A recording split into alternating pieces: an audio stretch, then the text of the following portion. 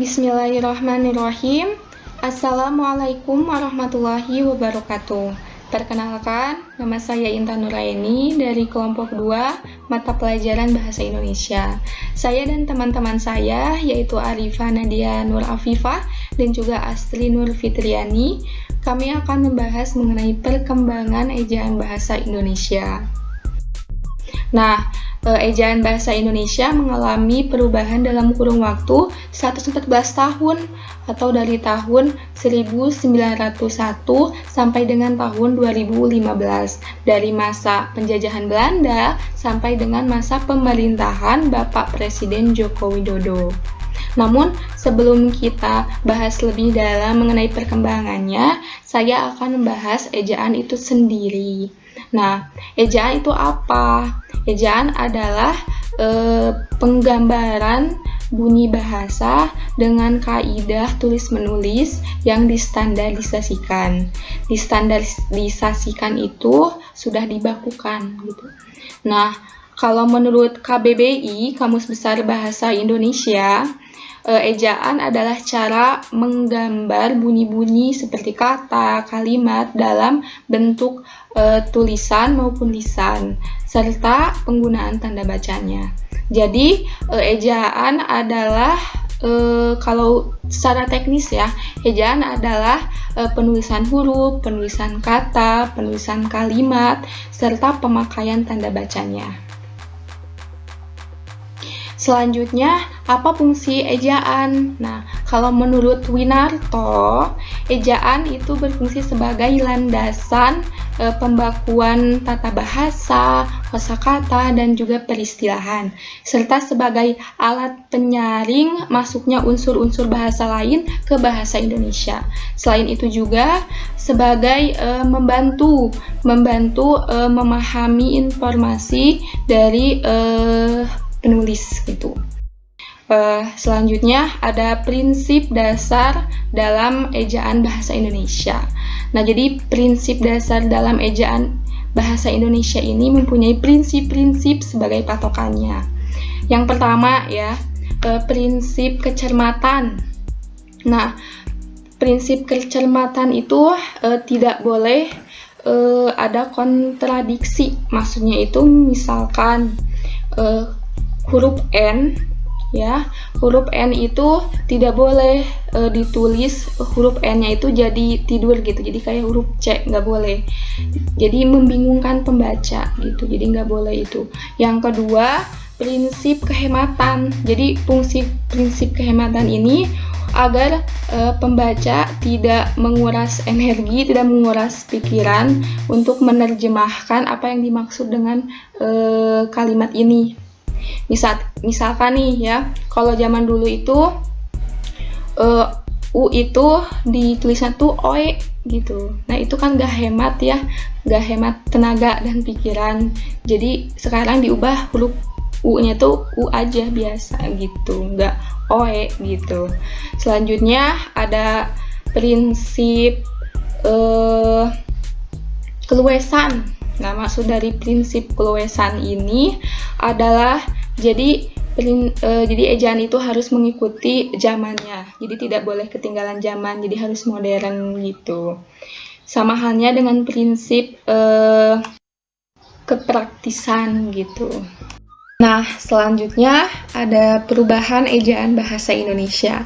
Seperti yang sudah tadi dijelaskan sedikit di awal ya, bahwa ejaan bahasa Indonesia melalui perubahan dalam kurun waktu 114 tahun. Dalam kurun waktu tersebut sudah mengalami 7 kali perubahan. Nah, perubahan ejaan bahasa Indonesia dipengaruhi atau dilatar belakangi oleh dampak kemajuan ilmu pengetahuan, teknologi, dan seni yang menyebabkan penggunaan bahasa Indonesia dalam berbagai ranah penggunaan atau pemakaian, baik secara lisan maupun tulisan, menjadi semakin luas. Selain itu, perubahan ejaan bahasa Indonesia juga diperlukan untuk memantapkan bahasa Indonesia sebagai bahasa negara. Nah, selanjutnya Kan tadi sudah dijelaskan ya bahwa ejaan ini sudah mengalami 7 kali perubahan. Nah, yang pertama itu ada ejaan Van Ophuijsen. Jadi ejaan ini diterbitkan pada tahun 1901 dan ditulis dalam kitab Logat Melayu, yang sebenarnya ejaan ini itu adalah ejaan resmi bahasa Melayu. Jadi awalnya itu pemerintah Belanda menyadari sepertinya bahasa Melayu ini bisa dipakai untuk pegawai pribumi yang tidak menguasai bahasa Belanda. Nah, jadi pemerintah Belanda ini menyuruh orang yang bernama Charles Van Ophuijsen untuk menyusun ejaan bahasa Melayu. Dan akhirnya Charles Van Ophuijsen ini bisa menyelesaikan dan bisa menghasilkan ejaan bahasa Melayu. Nah, contoh dari ejaan Van Ophuijsen ini misalkan huruf U, yang huruf U sekarang itu ya, kalau zaman dulu, zamannya ejaan Van Ophuijsen itu ditulisnya tuh OE gitu. Nah, contohnya misalkan kata sempurna. Nah, kalau di ejaan Van Ophuijsen itu jadi dibacanya atau ditulisnya juga jadi sempoerna gitu. Nah, terus contoh selanjutnya itu misalkan huruf J ditulisnya jadi DJ. Terus misalkan katanya itu jangan, jadi kalau di ejaan Van Ophuijsen itu jadi ditulisnya itu jadi dijangan. Jadi banyak banget kelemahan dari ejaan Van Ophuijsen. Jadi ya yang pasti itu yang pertama itu yang nggak ada prinsip kehematannya ya, seperti yang tadi saya dijelaskan di awal. Nah, jadi karena banyak kelemahannya, jadi ejaan Van Ophuijsen ini langsung diganti. Setelah tahun 1947 diganti oleh ejaan Soeandi yang akan dijelaskan oleh teman saya pada video selanjutnya. Assalamualaikum warahmatullahi wabarakatuh. Perkenalkan, nama saya Arifana Dianur Afifah. Di sini saya akan menjelaskan ejaan Republik atau ejaan Suwandi.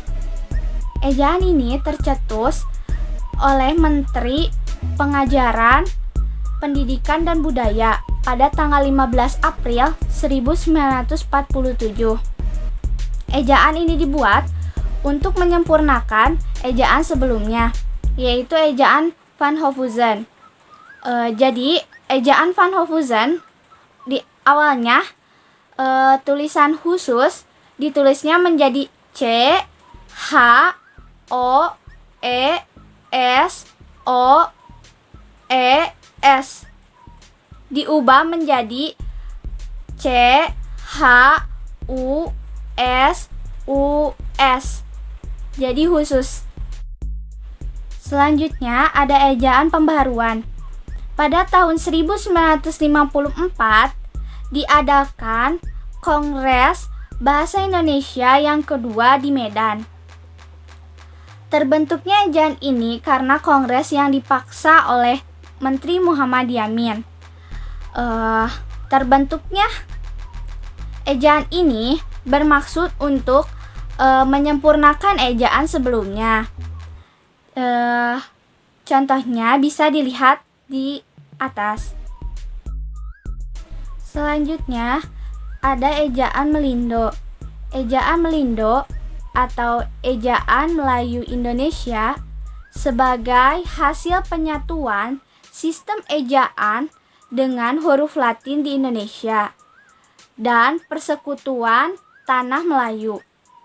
Keputusan ini dilakukan dalam perjanjian persahabatan Indonesia dengan Malaysia pada tahun 1961. Selanjutnya ada ejaan baru atau Lembaga Bahasa dan Kasus Sastraan.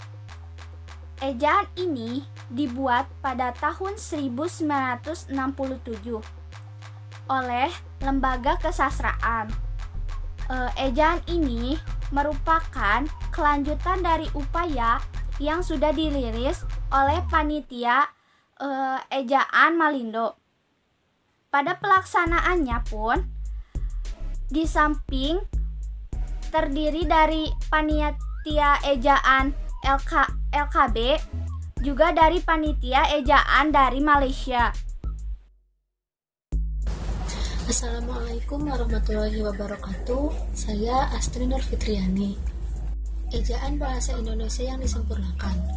Ejaan Bahasa Indonesia yang disempurnakan diresmikan pada tanggal 17 Agustus tahun 1972 berupa pidato kenegaraan ketika memperingati Hari Kemerdekaan Republik Indonesia yang ke-27.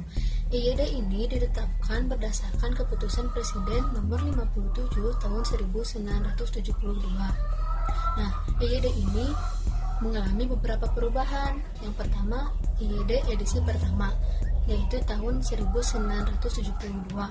Nah, di edisi pertama ini mengalami beberapa perubahan juga.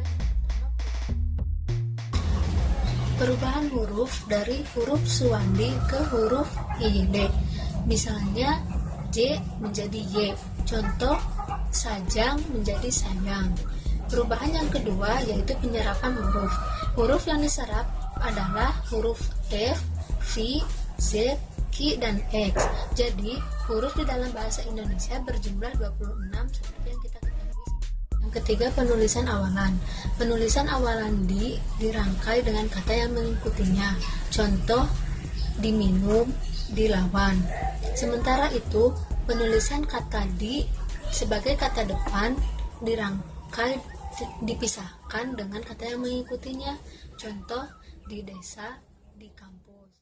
Perubahan yang kedua yaitu EYD edisi 2.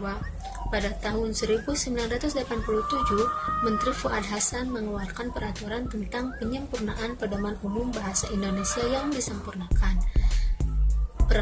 Perubahan yang ketiga, EYD edisi 3.